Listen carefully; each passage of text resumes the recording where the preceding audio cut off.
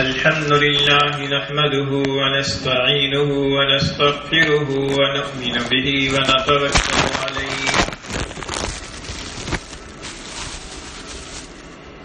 ونعوذ بالله من شرور أنفسنا ومن سيئات أعمالنا من يهده الله فلا مضل له ومن يضلله فلا هادي له ونشهد أن لا إله إلا الله وحده لا شريك له ونشهد أن سيدنا وسندنا وحبيبنا وحبيب ربنا ومولانا ونبينا محمدا عبده ورسوله وصلى الله تعالى عليه وعلى آله وأصحابه وبارك وسلم تسليما كثيرا كثيرا أما بعد فأعوذ بالله من الشيطان الرجيم بسم الله الرحمن الرحيم يا أيها الذين آمنوا اذكروا الله ذكرا كثيرا وسبحوه بكرة وأصيلا وقال تعالى في مقام آخر واستغفروا الله إن الله غفور رحيم وقال النبي صلى الله عليه وسلم أفضل الذكر لا إله إلا الله وقال النبي صلى الله عليه وسلم الإيمان بضع وسبعون شعبة فأفضلها قول لا إله إلا الله وأدناها إماتة الأذى عن الطريق والحياء شعبة من الإيمان أو كما قال رسول الله صلى الله عليه وسلم صدق الله مولانا العظيم وصدق رسوله النبي الكريم ونحن على ذلك لمن الشاهدين والشاكرين والصلاة والسلام على سيد الأنبياء والمرسلين والحمد لله رب العالمين.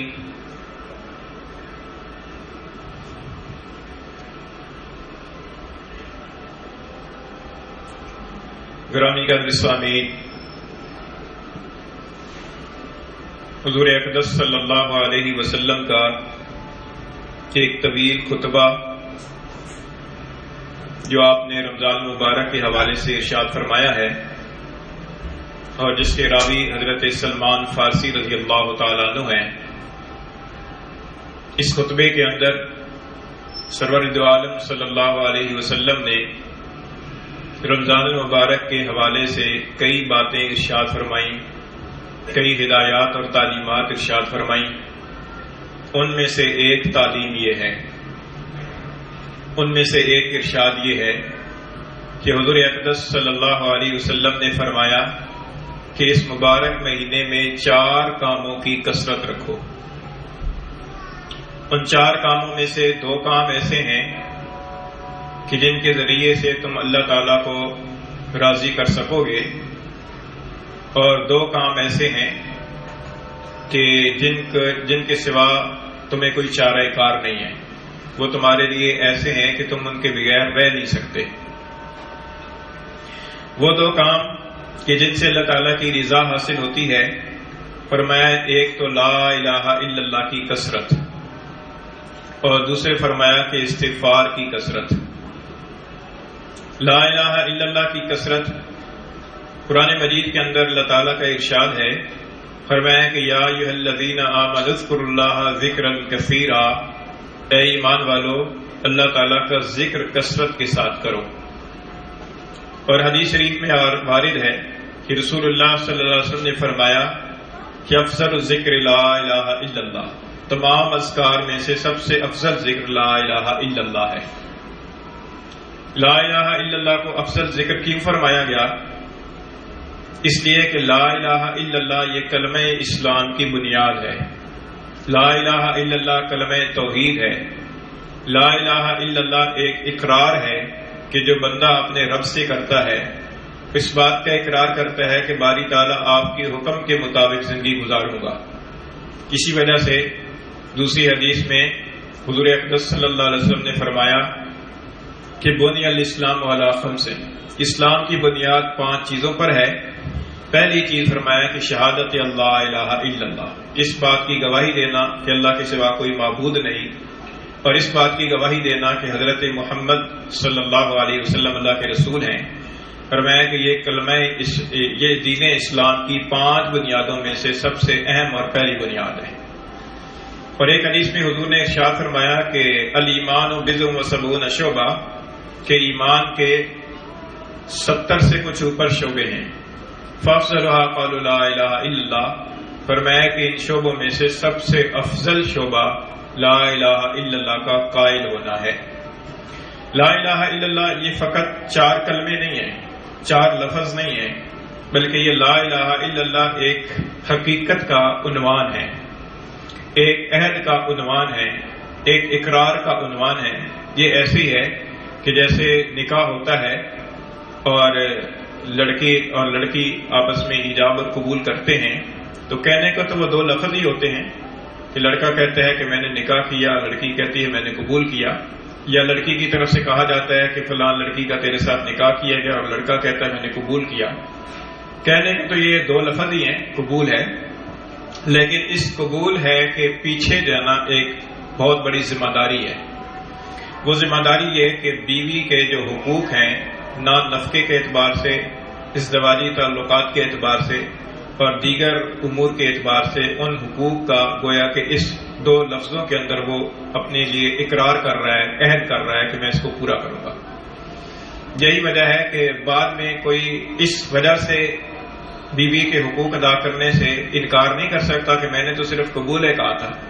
میں نے تو یہ ساری چیزیں قبول نہیں کی تھی، میں نے تو صرف نکاح کے لیے قبول کیا تھا۔ اسی طریقے سے یہ جو لا الہ الا اللہ ہے، یہ لا الہ الا اللہ بنیادی طور پر پورے دین اسلام کا ایک عنوان ہے، اجمالی عنوان ہے۔ اسی وجہ سے حدیث شریف میں یہ آتا ہے کہ من قال لا الہ الا اللہ دخل الجنہ، کہ جس نے لا الہ الا اللہ کہا وہ جنت میں داخل ہو گیا۔ اور یہی وجہ تھی کہ اہل عرب جو شروع کے اندر جو حضور اقدس صلی اللہ علیہ وسلم کی تعلیمات پر ایمان نہیں لاتے تھے، ان کے لیے لا الہ الا اللہ کے 4 لفظ زبان سے کہہ دینا کوئی مشکل کام نہیں تھا، لیکن وہ سمجھتے تھے کہ اس کے پیچھے ایک پوری زندگی کا پروگرام ہے، پورے پروگرام کو اپنی مرضی چھوڑ کر اپنے رب کی مرضی کے مطابق گزارنے کا ایک پورا نظریہ ہے، پورا ایک سسٹم ہے۔ اس لیے وہ اس بات سے انکار کرتے تھے کہ لا الہ الا اللہ کہیں گے تو پھر اس کے مطابق ہمیں چلنا پڑے گا، اس وجہ سے وہ پیچھے ہٹتے تھے، ورنہ فقط لا الہ الا اللہ کے 4 کلمے کہہ لینا کوئی مشکل کام نہیں ہے۔ تو اس لیے لا الہ الا اللہ دراصل چونکہ دین اسلام کی بنیاد ہے اور دین اسلام کا ایک اجمالی عنوان ہے، اس لیے جب اس کلمے کو آدمی مفہوم سمجھ کر اور ایک ذمہ داری سمجھ کر اس کا تکرار کرے گا تو اس کے ایمان میں تازگی پیدا ہوگی۔ حدیث شریف کے اندر آتا ہے کہ جب تمہارے بچے بولنے لگیں تو ان کی زبانوں سے سب سے پہلے لا الہ الا اللہ کا کلمہ کہلواؤ، اور جب تمہارے کسی رشتہ دار کو، کسی عزیز دوست کو موت آنے لگے تو اسے لا الہ الا اللہ کی تلقین کرو،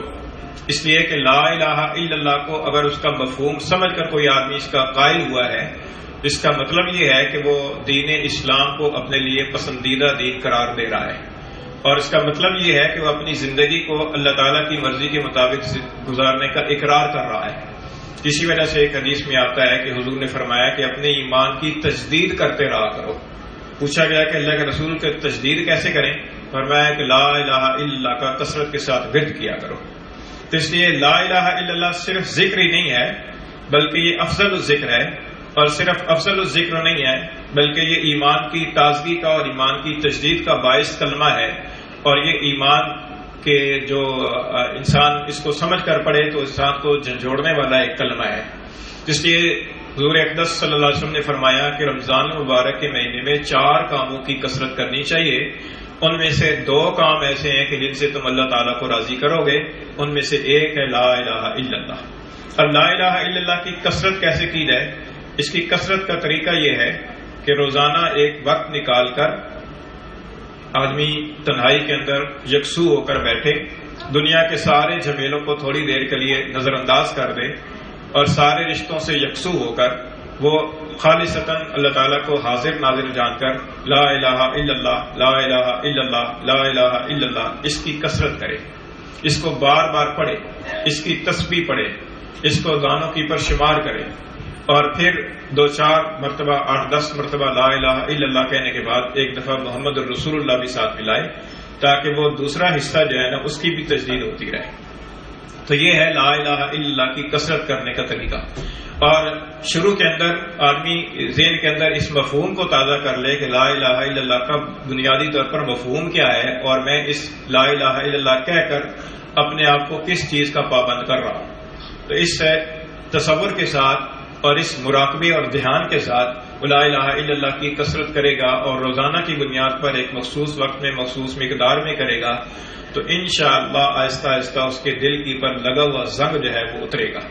کیونکہ حدیث میں آتا ہے کہ ہر چیز کا ایک سائیکل ہوتا ہے، سائیکل کہتے ہیں مانجنے والا، کسی چیز کی پر زنگ اتارنے والا۔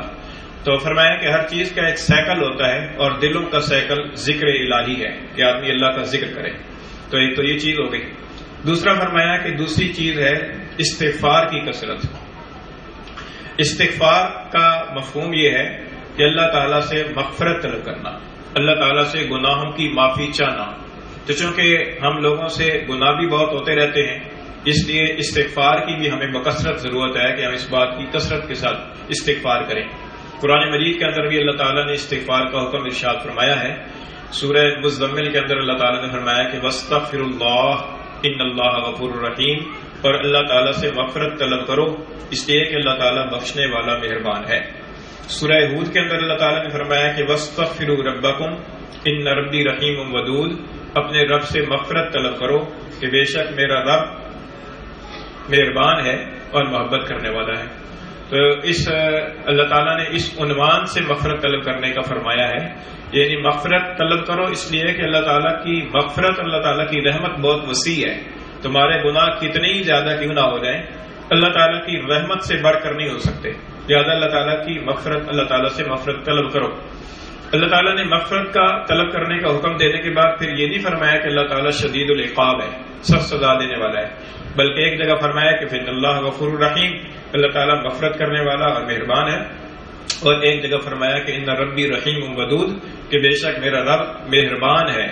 رحمت والا ہے اور محبت کرنے والا ہے۔ تو یہ بنیادی طور پر اللہ تعالیٰ نے جو استغفار کا حکم دیا ہے، تو یہ ہمارے ساتھ اللہ کی محبت ہے،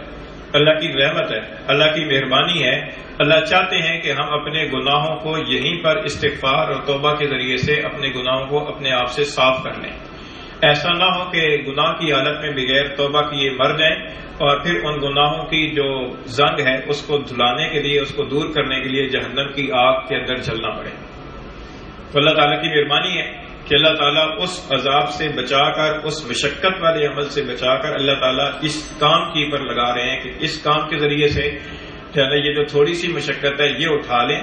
تاکہ گناہوں کی جو سیاہی ہے وہ یہیں پر دھل جائے۔ حدیث شریف میں آتا ہے کہ جب بندہ گناہ کرتا ہے تو اس کے دل کے پر ایک سیاہ نقطہ لگ جاتا ہے، اگر وہ استغفار کر لے تو وہ سیاہ نقطہ دھل جاتا ہے، اور اگر وہ استغفار نہ کرے، پھر گناہ کر لے، پھر گناہ کر لے، سیاہ نقطے لگتے رہتے ہیں، یہاں تک کہ اس کے پورا دل جو ہے وہ گناہوں کی نحوست کی وجہ سے سیاہ ہو جاتا ہے۔ اور اس کو قرآن مجید کے اندر اللہ تعالیٰ نے زنگ فرمایا ہے، فرمایا کہ کلا، ہرگز ایسا نہیں، بل رانا علی قلوبہم ما کانوا یکسبون، بلکہ ان کے دلوں پر ان کے کرتوتوں کی وجہ سے زنگ چڑھ گیا ہے۔ تو وہ زنگ یہی ہے کہ آدمی گناہ کرتا ہے، توبہ استغفار نہیں کرتا، پھر گناہ کرتا ہے، پھر استغفار نہیں کرتا، پھر گناہ کرتا ہے، کرتے کرتے کرتے کرتے گناہوں کی کثرت ہو جاتی ہے، اور استغفار کے پانی سے اور توبہ کے پانی سے اس کی دھلائی نہیں ہوتی، اور وہ پھر انسان کا دل گندا ہو جاتا ہے۔ تو اس لیے انسان کو چاہیے کہ استغفار کی بھی کثرت کرے۔ استغفار کی کثرت کا بھی طریقہ یہ ہے کہ رمضان مبارک کے مہینے میں چونکہ کثرت کا حکم دیا گیا ہے، تو رمضان کے مہینے کے اندر کوئی وقت خاص کر کے روزانہ کی بنیاد پر آدمی کسی جگہ پر یکسو ہو کر بیٹھے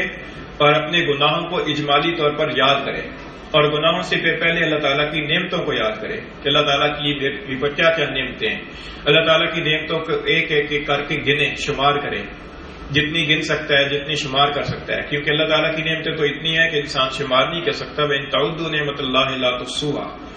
لیکن جتنی انسان کے بس کے اندر ہے، انسان ان نعمتوں کو گنے، شمار کرے، اور پھر اپنے گناہوں کو دیکھے اور پھر ان کا موازنہ کرے کہ باری تعالیٰ کتنا کریم ہے اور میں کتنا نالائق ہوں کہ اللہ تعالیٰ کے احکام کی پر نہیں چلتا،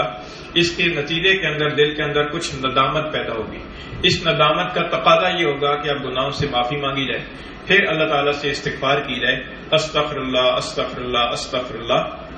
کثرت کے ساتھ استغفار کی جائے۔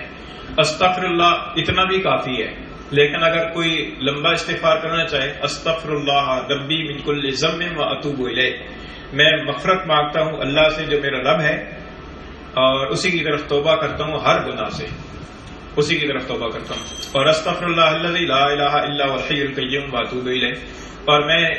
مغفرت طلب کرتا ہوں اللہ سے کہ جس کے سوا کوئی معبود نہیں اور وہ حی اور قیوم ذات ہے، اور اسی کی طرف توبہ کرتا ہوں۔ یہ کلمات بھی ہیں، لیکن ظاہر ہے کہ مفہوم کو سمجھ کر آدمی ارادی طور پر استغفار کرے گا اور یہ سمجھے گا کہ میں استغفار کیوں کر رہا ہوں اور مجھے کیوں کرنا چاہیے، تو پھر اس استغفار کا فائدہ ہوگا۔ ویسے چلتے پھرتے تسبیح کی بار استغفر اللہ کرتے رہیں، فائدے سے وہ بھی خالی نہیں ہے، لیکن اس کا جو مکمل فائدہ ہے، استغفار کی جو مکمل برکات ہیں، وہ اسی صورت میں حاصل ہو سکتی ہیں کہ جب آدمی پورے دھیان کے ساتھ اور سمجھ بوجھ کے ساتھ استغفار کرے کہ میں کیوں کر رہا ہوں اور میں زبان سے کیا کہہ رہا ہوں اور میرے اس کہنے کا مطلب اور مفہوم کیا ہے، اس کا تقاضا کیا ہے۔ تو یہ جب ہوگا کہ جب اللہ تعالیٰ کی نعمتوں کو بھی ساتھ یاد کرے اور اپنی نالائکیوں اور نافرمانیوں کو بھی یاد کرے اور دل کے اندر ندامت کا احساس پیدا ہو اور اس کے نتیجے کے اندر پھر اللہ تعالیٰ سے مغفرت طلب کرے۔ تو یہ 2 کام ہو گئے۔ حضور نے فرمایا کہ اس ماہ میں 4 کاموں کی کثرت کرو، جن میں سے 2 کام ایسے ہیں کہ جن سے تم اپنے رب کو راضی کرو گے، ان 2 کاموں سے اللہ تعالیٰ کی رضا حاصل ہوگی۔ دوسرے 2 کام فرمایا کہ وہ کام ہے کہ جن کے ذریعے سے جن کے بغیر تمہیں کوئی چارہ کار نہیں ہے، یعنی وہ 2 کام ایسے ہیں کہ تم ان کے خواہ مخواہ محتاج ہو، اور حاجت بھی ایسی ہے کہ جو شدید قسم کی حاجت ہے۔ وہ 2 کام ایسے ہیں کہ جن سے تمہیں کوئی چارہ کار نہیں ہے، تمہیں خواہ مخواہ ان کی ضرورت پڑے گی اور کرنا پڑے گا۔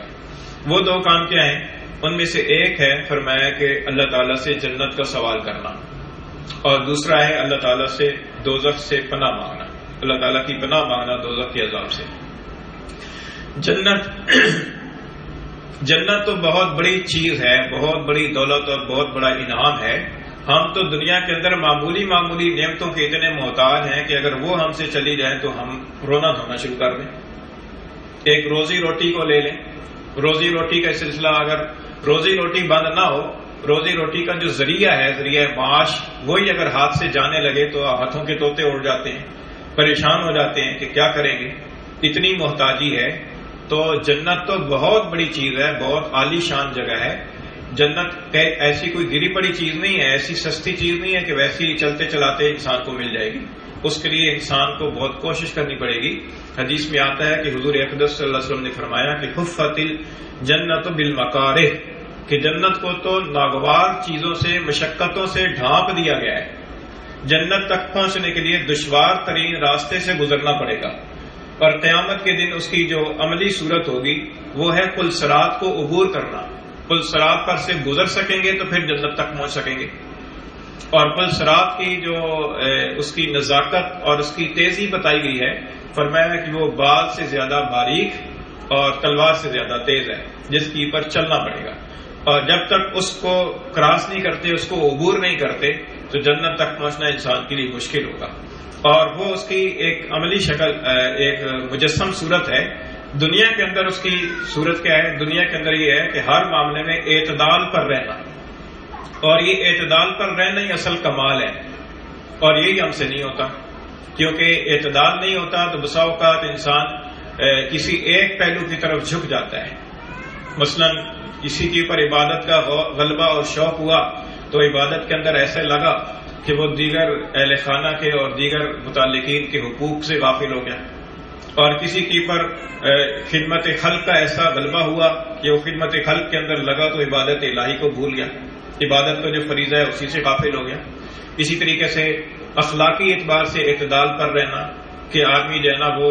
غصے کے وقت بھی اپنے اوپر قابو رکھے، شہوت کے غلبے کے وقت بھی اپنے اوپر قابو رکھے، اور حقوق بھی ادا کرتا رہے، اور ساتھ ساتھ جو ہے نا اللہ تعالیٰ کی نافرمانی سے بھی بچتا رہے۔ کہ عملی زندگی کے اعتبار سے اگر دیکھا جائے تو یہ ایک مشکل راستہ ہے، اس میں بہت مشقت اور بہت مجاہدہ کرنا پڑتا ہے، تب جا کر انسان اس راستے کی پر صحیح طریقے سے چلتا ہے، ورنہ یہ راستہ اتنا مشکل ہو جاتا ہے کہ انسان کے لیے اس کو عبور کرنا یا اعتدال پر، ہر حالت میں اعتدال پر رہنا، عقائد کے اعتبار سے، عبادات کے اعتبار سے، اخلاق کے اعتبار سے، معاشرت کے اعتبار سے، معاملات کے اعتبار سے اعتدال کی پر رہنا یہ مشکل ہوتا ہے۔ تو اس لیے جنت جو ہے نا یہ بہت ہی عالی شان جگہ ہے، اور جنت کے اندر پہنچنے کے لیے اعمال کے علاوہ اعمال جتنے بھی اچھے سے اچھے کر لیں، اس کے باوجود جو ہے نا اس بات کی ضرورت رہے گی کہ انسان اللہ تعالیٰ سے، اللہ تعالیٰ کی رحمت کا اور اللہ تعالیٰ سے جنت کا سوال کرے۔ حضور اقدس صلی اللہ علیہ وسلم سے بڑھ کر اور کس کا مقام ہوگا؟ حضور اقدس صلی اللہ علیہ وسلم نے فرمایا کہ تم میں سے کوئی آدمی بھی جنت کے اندر اللہ کی رحمت کے بغیر داخل نہیں ہو سکتا۔ پوچھا گیا کہ اللہ کا رسول کیا آپ بھی نہیں؟ حضور نے فرمایا کہ نہیں، میرے اوپر بھی اللہ تعالیٰ کی رحمت غالب ہوگی، اللہ تعالیٰ کی رحمت مجھے ڈھانپ لے گی تو پھر جنت میں داخلہ ہوگا۔ کیونکہ ایسا کون ہے کہ جو اللہ تعالیٰ کی عبادت اللہ تعالیٰ کی شان کے مطابق کر سکے؟ ایسا کون ہے کہ جو اللہ تعالیٰ کے حقوق اللہ تعالیٰ کی عظمت شان کے مطابق ادا کر سکے؟ تو کوتاہی تو رہتی ہے۔ اس کوتاہی کی تلافی کے لیے اس بات کی ضرورت ہے کہ اعمال کی پر بھروسہ نہ کیا جائے، اللہ تعالیٰ کی رحمت کا سوال بار بار کیا جائے اور مسلسل کیا جائے، اللہ تعالیٰ سے سوال کیا جاتا رہے، اللہم انی اسألک من فضلک، اللہم انی اسألک من رحمتک، اے اللہ میں آپ سے آپ کے فضل کا سوال کرتا ہوں، اے اللہ میں آپ سے آپ کی رحمت کا سوال کرتا ہوں۔ خود حضور نبی کریم صلی اللہ علیہ وسلم باوجود ہے کہ آپ ہی کے لیے کائنات بنائی گئی ہے اور آپ ہی کے لیے جنت کا دروازہ سب سے پہلے کھلے گا، لیکن آپ نے اپنے خاطر بھی اور امت کی تعلیم کی خاطر بھی یہ دعائیں مانگی ہیں کہ اللہم انی اسألک رضاک والجنہ واعوذ بک من سخطک والنار، کہ اللہ میں آپ سے آپ کی رضا اور آپ کی جنت کا سوال کرتا ہوں، اور اے اللہ میں آپ سے آپ کے غضب سے آپ کی پناہ چاہتا ہوں اور جہنم کے عذاب سے پناہ چاہتا ہوں۔ تو اس لیے جنت کا سوال کرنا یہ ہماری بہت اہم ضرورت ہے، اس کے بغیر کوئی چارہ کار نہیں ہے۔ اللہ تعالیٰ کی رحمت کا سوال کرنا، اللہ تعالیٰ سے فضل کا سوال کرنا یہ بہت ضروری ہے۔ اور دوسری چیز فرمایا کہ جہنم کے عذاب سے پناہ مانگنا۔ جہنم جو ہے وہ ایسی جگہ ہے کہ جس کے بارے میں اگر دنیا کے اندر تصور بھی کیا جائے تو وہ انسان کے رونگٹے کھڑے کر دیتی ہے، بشرطے کہ انسان یقین کے ساتھ تصور کرے۔ حدیث شریف میں آتا ہے کہ حضور اقدس صلی اللہ علیہ وسلم نے فرمایا کہ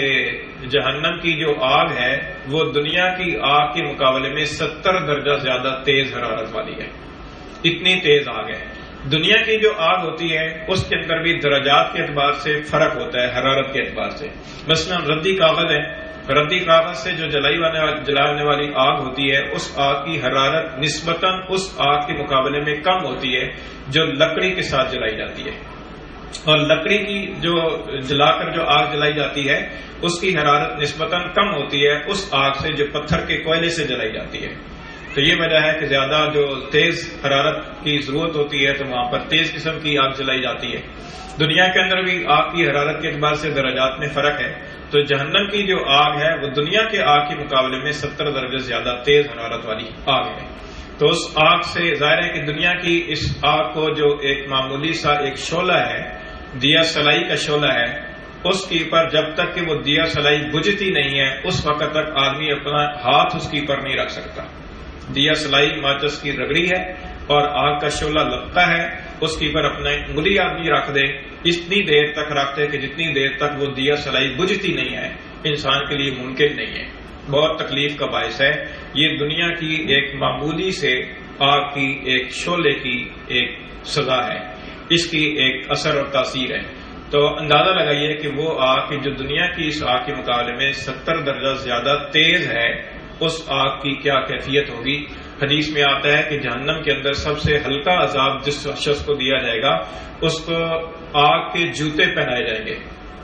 اور اس کی وجہ سے اس کا دماغ اس طرح کھول رہا ہوگا کہ جس طرح ہانڈی چولہے کی پر کھولتی ہے، اور وہ یہ سوچ رہا ہوگا کہ سب سے زیادہ سخت عذاب مجھے کو دیا جا رہا ہے، حالانکہ یہ ہلکا ترین عذاب ہوگا جو شخص کو دیا جا رہا ہوگا۔ تو اس سے اندازہ لگا لیا جائے کہ جہنم کا عذاب کتنا سخت ہے۔ اس لیے اللہ تعالیٰ نے ارشاد فرمایا کہ فمن زحزح عن النار وادخل الجنۃ فقد فاز، کہ جو جہنم کی آگ سے بچا لیا گیا اور جنت میں داخل کر دیا گیا وہ حقیقت میں کامیاب ہے۔ تو کامیابی کی بنیاد اللہ تعالیٰ نے دو چیزوں پر رکھی کہ جہنم کے آگ سے بچا لیا جائے اور جنت کے اندر داخل کر دیا جائے. اس سے اندازہ لگائیے کہ جنت کا سوال اور جہنم کے عذاب سے پناہ یہ کتنی اہم اور کتنی ضرورت کی چیزیں ہمارے لیے. اسی وجہ سے ایک حدیث میں آتا ہے کہ حضور صلی اللہ علیہ وسلم نے صحابہ اکرام سے جو حاضرین تھے ان سے ایک مرتبہ فرمایا کہ اللہ تعالیٰ سے عذاب قبر سے پناہ مانگو. تو حاضرین نے عرض کیا کہ وہ اللہ تعالیٰ سے عذاب قبر سے پناہ مانگتے ہیں. پھر ارشاد فرمایا کہ اللہ تعالیٰ کی پناہ مانگو عذاب جہنم سے. تو لوگوں نے عرض کیا کہ ہم اللہ تعالیٰ کی پناہ چاہتے ہیں عذاب جہنم سے. پھر ارشاد ہوا کہ اللہ تعالیٰ کی پناہ چاہو دجال کے فتنے سے. تو حاضرین نے عرض کیا کہ ہم اللہ تعالیٰ کی پناہ چاہتے ہیں دجال کے فتنے سے. یہ کیوں فرمایا؟ اس لیے کہ یہ جو چیزیں ہیں یہ جہنم کا عذاب ہو گیا، قبر کا عذاب ہو گیا، دجال کا فتنہ ہو گیا، اور کئی طرح کے فتنے ہیں. دجال کا فتنہ تو خیر بہت بڑا فتنہ ہے. اس فتنے کی بیس بنانے کے لیے اس سے پہلے کئی فتنے دجالی فتنے کی کڑیاں رونما ہوں گی اور ہو رہی ہیں. تو ایسے فتنوں سے اپنے آپ کو، اپنے ایمان کو بچانا، اپنے تقوی کو بچانا، اپنے دین کو بچانا، اور پھر ایسے فتنوں سے اللہ تعالیٰ کی پناہ چاہنا، اور پھر ساتھ ساتھ عذاب جہنم سے، عذاب قبر سے اللہ تعالیٰ کی پناہ چاہنا، یہ بہت ضروری چیز ہے. کیونکہ مرنے کے بعد انسان جو ہے نا وہ اکیلا قبر میں جاتا ہے، کوئی اس کے ساتھ قبر میں نہیں ہوتا اور نہ ہو سکتا ہے. قبر کا جو عالم ہے وہ اس دنیا کے عالم سے بالکل ہی ایک مختلف عالم ہے، اور اس دنیا والی کی نظروں سے بہت اوجھل عالم ہے. اس کو جب تک انسان جی رہا ہے اس وقت تک اس عالم کو دیکھ نہیں سکتا، اور اس عالم کی چیزوں کو سن نہیں سکتا، نہ اس عالم کا صحیح طریقے سے تصور کر سکتا ہے. بس اتنا ہی ہے جو احادیث کے اندر آیا ہے. تو لہذا انسان کو چاہیے کہ اس عالم کے اندر جانے سے پہلے اس کی تیاری کرے، اور اس کی یہی ہے کہ انسان جو ہے اللہ تعالیٰ کی نافرمانی سے بھی بچے، اور پھر ساتھ ساتھ اللہ تعالیٰ کی ناراضگی اور جہنم کے عذاب سے بھی پناہ مانگتا رہے. تو یہ اس سلمان فارسی رضی اللہ تعالیٰ عنہ سے کی روایت سے جو منقول خطبہ ہے جو آپ نے رمضان مبارک کے حوالے سے ارشاد فرمایا، اس خطبے کے اندر ان 4 باتوں کی ہدایت ارشاد فرمائی گئی ہے. جو رمضان شریف کے دن باقی ہیں ان دنوں کے اندر ہمیں ان چیزوں کی کثرت کرنی چاہیے. ایک لا الہ الا اللہ کی کثرت، دوسرے استغفار کی کثرت، تیسرے اللہ تعالیٰ سے جنت کا سوال کرنا، اور چوتھے جہنم کے عذاب سے پناہ مانگنا. اللہ تعالیٰ من کی توفیق عطا فرمائے ہمارے.